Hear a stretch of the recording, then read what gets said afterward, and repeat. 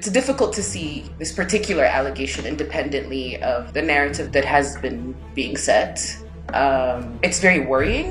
There's clearly a desire for war.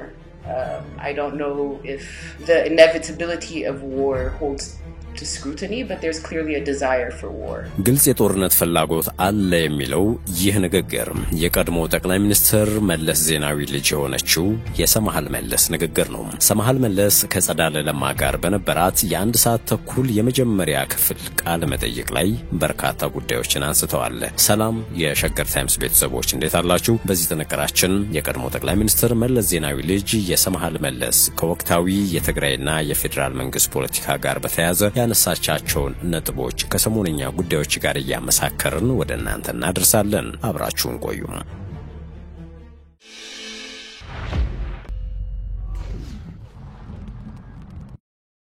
የቀድሞ ጠቅላይ ሚኒስትር መለስ ዜናዊ ልጅ ሰማሃል መለስ በዚህ ቃለ ምልልሷ በኢትዮጵያ ዳግም ጦርነት ለማስነሳት እየተደረጉ ነው ያለቻቸውን ቅድመ ዝግጅቶች ትናገራለች። ለዚህም የጦርነት ትርክት የማዘጋጀት ስራ በግልጽ እየተሰራ ነው ብላለች። በወርሃ ጥቅምት 2013 ዓመተ ምህረት በተቀሰቀሰው ጦርነት በርካቶች ካለቁ በኋላ በፕሪቶሪያው ስምምነት ጥይት መተኮስ እንዲቆም ቢደረግም ከ5 ዓመት በኋላ ሌላ ዙር ጦርነት ሊነሳ እንደሚችል የሚያመላክቱ ፍንጮች እየታዩ መሆናቸው ይታወቃል። ሰሞኑም ራሱን የትግራይ መከላከያ ሰራዊት ወይም TDF ብሎ የሚጠራው ጦር ወደ አፋር ክልል ዘልቆ ከገባና በከባድ መሳሪያ ድብደባ ፈጽሞ ቦታዎችን ከተቆጣጠረ በኋላ አዲስ ውጥረት ነክሷል። የትግራይ ኃይሎች በአፋር ክልል መጋሌ ወረዳ 6 ቀበሌዎችን በመያዝ በሲቪሎች ላይ ጥይት መተኮሳቸውን የአፋር ክልል መንግስት ጥቅምት 26 2018 ባወጣው መግለጫ ማሳወቁ የሚታወስ ነው።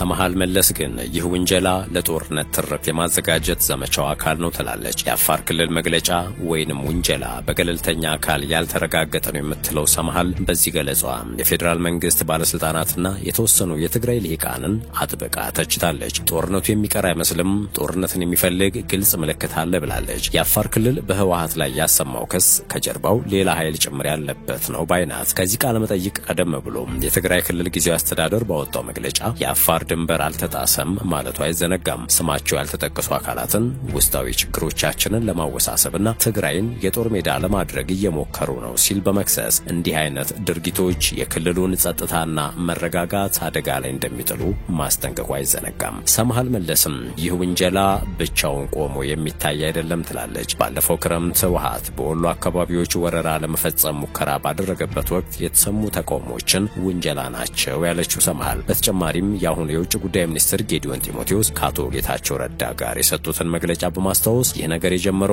ጌታቸው ረዳ ከስልጣን ከተነሳ በኋላ ከውጭ ጉዳይ ሚኒስትር ጌዲዮን ጢሞቴዎስ ጋር በሰጡት ጋዜጣዊ መግለጫ ነው ብላለች። በወቅቱ በነበረው መግለጫ የተላለፈው መልእክት ዓለም አቀፉ ማህበረሰብ ለህወሓት ከተገቢው በላይ ትኩረት በመስጠትና ስህተቱን ባለማረም የልብ እንዲሰማው ማድረጉንና ይህም ወደ ጦርነት እየገፋፋው ስለመሆኑ መገለጹን ለዚህ መፍትሄ እንዲሆንም በቅርቡ አንድ ነገር ማድረግ አለብን የሚል ይዘት እንደነበር ያስታወሰችው ሰማሃል የአሁኑ የአፋር ክስም የዚያ ትርክት ቀጣይ ክፍል ነው ብላለች። ተግባሩን ለጦርነት ትርክት የማዘጋጀት ሂደት ነው ስትል ገልጸዋለች። የአፋር ክልል ህወሓትን በወረራ ከከሰሰው በኋላ ህወሓት ባወጣው መግለጫም የፌደራል መንግስቱ ጥቃት ፈጽሞብኛል ማለቱ አይዘነጋም። ጥቅምት 27 ምሽት ላይ በኢትዮጵያ መንግስት የድሮን ጥቃት ተፈጽሟል ሲል ጥቅምት 28 ባወጣው መግለጫ ህወሓት በጥቃቱ የትግራይ ኃይሎችና የአካባቢው ነዋሪዎች መገደላቸውን እንዲሁም የንብረት ጉዳት ማስከተሉን መግለጹ ይታወሳል። ህወሓት ጥቃቱን በሰሜን ኢትዮጵያ ለ2 ዓመታት የዘለቀውን ግጭት ያቆመውን የፕሪቶሪያውን የሰላም ስምምነትን በግልጽ የጣሰ ነው ነበር ያለው። የፌደራል ኃይሎችና አጋር ሚሊሻዎች የህዝብን መንገድ ለመቁረጥ በማሰብ ወደ አፋር ክልል ገራባጎ ገብተዋል። እንዲሁም ከዚያ በኋላ በራያ ዘቦ ወረዳም ረከታና ደደርባ አካባቢዎች ላይ ከባድ መሳሪያ ተኩስ ፈጽሟል ያለው ህወሓት ድርጊቱን ግልጽ ወታደራዊ ትንኮሳ ሲል ነበር የገለጸው። ህወሓት በተጨማሪም መንግስት ክልሉን ለማተራመስና ከጎረቤት ህዝቦች ጋር ግጭት ለመቀስቀስ በማሰብ በአፋር ቅጥረኞችን እያደራጀና እያስታጠቀ በተመሳሳይ ጊዜ ዓለም አቀፉን ማህበረሰብ ለማሳሳት የተሳሳተ መረጃ እያሰራጨ ነው ሲል ከሷል። ድርጅቱ በመግለጫው የአፋር ክልል ባለስልጣናት ለሌላ ዙር ጥፋት መሳሪያ ከመሆን እንዲቆጠቡ ሲልም ጥሪ አቅርቧል። ለሰላም ያለውን ቁርጠኝነት እንደሚጠብቅም ገልጾ በትግራይና በአፋር ህዝቦች መካከል ትብብር እንዲኖር አሳስቧል። ከዚያ በፊት ደግሞ የጦር ኃይሎች ጠቅላይ ኤታማዦር ሹም ፊልድ ማርሻል ብርሃኑ ጁላ በትግራይ ክልል ጦርነቱ የተቀሰቀሰበትን 5ኛ ዓመት መታሰቢያን አስመልክቶ ባስተላለፉት መልእክት ፕሮጀክት ህወሓት ውስጥ ያለ አንድ ከሃዲ ቡድን ሲሉ የገለጹትን አካል አጥብቀው መኮንናቸውና ይህ ኃይል እስካልተነቀለ ድረስ ኢትዮጵያ ሰላም አትሆንም በማለት ማስጠንቀቃቸው አይዘነጋም። እንዲሁም የትግራይ ህዝብ ራሱን ነፃ ማውጣት አለበት፣ የህወሓት ቡድን የትግራይን ህዝብ እድል መወሰን የለበትም ሲሉ ማሳሰባቸውም እንዲሁ የሚታወስ ነው። በተጨማሪም የትግራይ ወጣቶችና እናቶች አለመረጋጋትን የሚያነሳሳ ያሉትን አመራር እንዲቃወሙ በቀጥታም ጥሪ አቅርበው ነበር። ጠቅላይ ኤታማዦር ሹሙ ከፕሪቶሪያ ስምምነት በኋላ ጉጅሌ በማለት የገለጿቸው የህወሓት አካላት የፈጸሟቸው ትንኮሳዎች፣ እምቢባይነቶችና ሴራዎች ወደ ጦርነት ለመግባት ከበቂ በላይ ናቸው ማለታቸውም የሚታወስ ነው። እንደ ኤታማዦር ሹሙ አገላለጽ የፌዴራል መንግስት ትዕግስትን በመምረጥ ጦርነት ከመክፈት ተቆጥቧል። ሌላኛው በሰማሃል መለስና በጸዳለ ለማ ቃለ መጠይቅ የተነሳው ጉዳይ በፓርቲ በመንግስትና በወታደራዊ መዋቅር መካከል ያለው ልዩነትን አለመከበር በተመለከተ ነው። የፌዴራሉ ባለስልጣናት በፓርቲ በመንግስትና በወታደራዊ መዋቅር መካከል የነበረው ልዩነት ከድሮ በባሰ ሁኔታ አደብዝዘውታል የሚለውን ምልከታ በማንሳት ጠያቂዋ ሰማሃልን አስተያየት እንድትሰጥበት ጋብዛለች። ሰማሃል በምላሿ ይህንን ክስተት መደመር ከተሰኘው የአብይ አህመድ መጽሐፍ ጋር አያይዘዋለች። ዘመናዊነትን መደብን ከዘር ጋር አደባልቋል በማለት የገለጸችው ሰማሃል የብልጽግና ፓርቲ ዋነኛ አንቀሳቃሽ ኃይል የምጽአት ቀን ርዕዮተ ዓለም ወይም ኤስካቶሎጂ ነው ስትል ተናግራለች። የገዢው ፓርቲ ባለስልጣናት ለፈጸሙት ወንጀል ማመካኛቸውም እግዚአብሔር የሚል ነው። እግዚአብሔር ነገረው፣ አብይ በስልጣን እንዲቀመጥ የእግዚአብሔር ፍቃድ ነው፣ 600,000 1 ሚሊዮን ሰው ቢሞት ምንም አይደለም ምክንያቱም እግዚአብሔር ፈቅዷል የሚል ነው። ይህ ደግሞ በጣም አደገኛና ለመከራከርም አስቸጋሪ ነው በማለት ለዚህም እንደማሳያ የውጭ ጉዳይ ሚኒስትሩን ጌዲዮን ጢሞቴዎስን በስም ጠቅሳለች። ይህንን አስተሳሰብ በዓለም አቀፍ ደረጃ እየተስፋፋ ካለው የቀኝ ዘመም ኒዮ ፋሺስት እንቅስቃሴ ጋር አገናኝተዋለች። የሰማሃል ትችት በፌዴራል መንግስቱ ላይ ብቻ የሚያቆም አይደለም። የትግራይ ልሂቃንንም በጠንካራ ቋንቋ ወቅሳለች። ጠያቂዋ ጸዳለ ለማ ጄኔራል ጻድቃን ገብረትንሳኤ ጦርነት አይቀሬ መሆኑንና የትግራይ ስልታዊ ማዕከላዊነት ማለትም ታሪክ፣ ጂኦግራፊ፣ የሰራዊት ስነ ምግባር የመሳሰሉት ላይ ያተኮሩ ጽሑፎችን መጻፋቸውን አንስታ ሰማሃል ቀደም ሲል ይህንን በግ የለበሰ ተኩላ ማለቷን በማስታወስ ስለ ጉዳዩ ጠይቃታለች። ሰማሃልም ይህንን ስታብራራ የጄኔራል ጻድቃንን ጽሑፍ በማር የተለወሰ መርዝ አድርጋ ገልጸዋለች። ጽሑፉ በሰላም ጥሪ ስም የተደበቀ እንደሆነ ገልጻ በአንድ በኩል የሰላም ጥሪ እያቀረቡ በሌላ በኩል ጦርነት አይቀሬ ነው ይላሉ ስትልም ጄኔራሉን ተችታለች። ጄኔራሉ የሰራዊቱን ስነ ምግባር እንደ ትግራይ ጥንካሬ ማቅረባቸውም ግራ የሚያጋባ ነው ያለችው ሰማሃል በሌላው መድረክ እኚሁ ጄኔራል ከስልጣን እንዲነሱ ያደረገው ይኸው ሰራዊት መሆኑን ተናግረዋል በማለት ሐሳቡ ግጭት እንደሚታይበት ገልጻለች። ሰማሃል የትግራይ ልሂቃን የሚያነሱትን የማዕከላዊነት ጥያቄን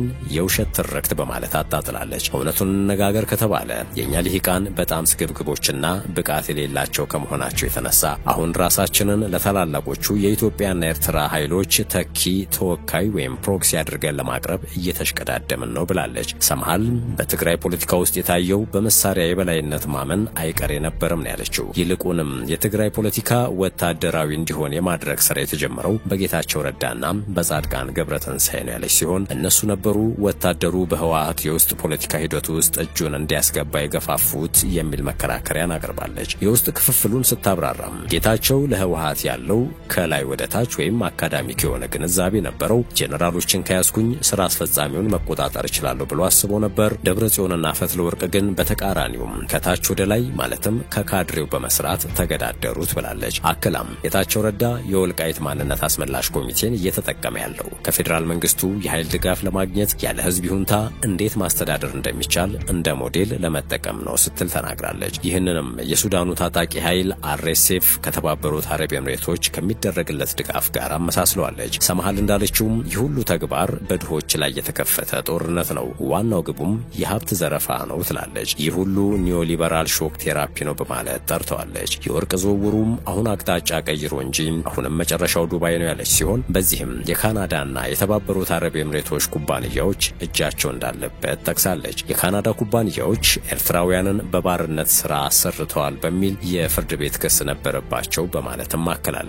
እንደ ሰማሃል አገላለጽ ለችግሮቹ ሁለት ዋና ዋና ነጥቦች መፍትሄ ይሆናሉ። የመጀመሪያው አዲስ ሁሉን አቀፍ ስምምነት መፍጠር የሚል ነው። የፕሪቶሪያ ስምምነት ትልቁ ስህተት ለባለ ብዙ ወገን ጦርነት የሁለት የሁለትዮሽ ስምምነት እንዲፈረም መደረጉ ነው ያለች ሲሆን ስለዚህ እንደ ተባበሩት አረብ ኤምሬቶች ያሉ የመካከለኛው ምስራቅ ሀያላንን ያካተተ አዲስ ስምምነት ያስፈልጋል ባይናት። ሌላኛው የሰማሃል የመፍትሄ ሐሳብ ምርጫ ላይ ያተኮረ ነው። ምንም እንኳ የትግራይ ህዝብ ምርጫ በማካሄዱ የዘር ማጥፋትን የሚያክል ከባድ ጥፋት ተፈጽሞብናል ያለችው ሰማሃል ያ የፈጠረው ከባድ ፍርሃት ቢኖርም በድጋሚ ምርጫ ማካሄድ አለብን ብለን ካልጠየቅን በስተቀር ሌላ መውጫ አይታየኝም ስትል የተናገረችው የትግራይ ፖለቲካን ከወታደራዊ አካሄድ ነፃ ለማውጣት ብቸኛው መንገድ ይህ ነው በማለትም ጭምር። ውድ የሸገር ታይምስ ቤተሰቦች ለአሁኑ ያዘጋጀንላችሁ ጥንቅር ያደመጣችሁት ይመስል ነበር። ስለተከታተላችሁን ከልብ እናመሰግናለን።